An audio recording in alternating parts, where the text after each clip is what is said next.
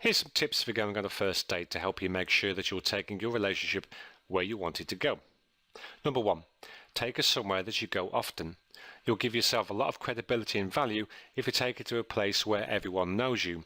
Stop and chat with the staff there, learn their names and make sure they know yours.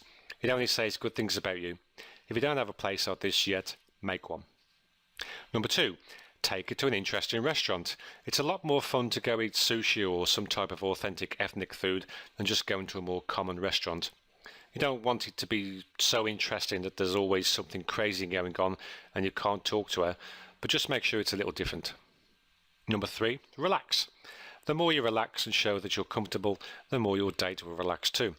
If you feel like you're getting nervous or tense, just take a deep breath, relax your shoulder muscles and smile. Just focus on having a good time. Number 4, get rid of your expectations. So many guys that I meet wrap expectations around everything they do. They think buying dinner equals she's going to be my girlfriend or wife. If you just spend the time that you're together having a good time, acting like you would around someone you already know well, and show that you couldn't care less if anything happens between the two of you, you'll have a much better chance of progressing things than if you act like she's the first girl you've seen in 20 years, acting really nervous and so dumb that she runs away. Number 5, don't talk about normal boring topics or guy topics if you want to be like every other boring guy out there. Talk about what job she has, where she's gone to or goes to college. Only talk about guy topics like sports, lifting weights or something like that if she is already very interested in them. Also, don't cling to a topic like it's the only thing you can talk about. If the conversation dies, let it go. Number 6, have a story or two that you can tell if you run out of things to say. When the conversation stops, just say, anyway, and go into a story.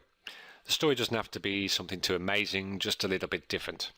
Tell a story about a date that you went on and where your date did something embarrassing or funny. Women love to talk about relationships, and I've found that they are the easiest to come up with.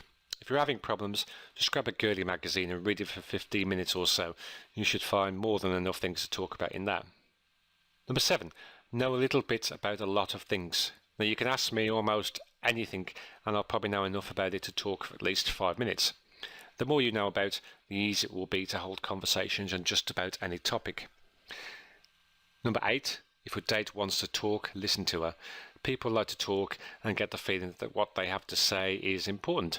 This doesn't mean that you should ask her endless questions trying to get her to talk. If she's not talking, feel free to, but don't interrupt her if she is. Number 9, don't try to impress your date. One of the worst things a guy can do is talk about how much money he has, what kind of a car he drives, or anything else that comes across as trying hard to impress. If you do have a cool house or car, let her find out when she sees it, and if she isn't impressed by it, don't be surprised. You're much better off by just being a relaxed, fun, cool guy than you are trying to impress her. And finally, number 10, have a plan. You should have your date planned in advance, and although you should have it planned, you should also be flexible.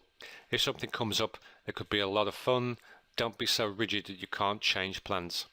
Your plan should be more of a guideline so that you always have something to do.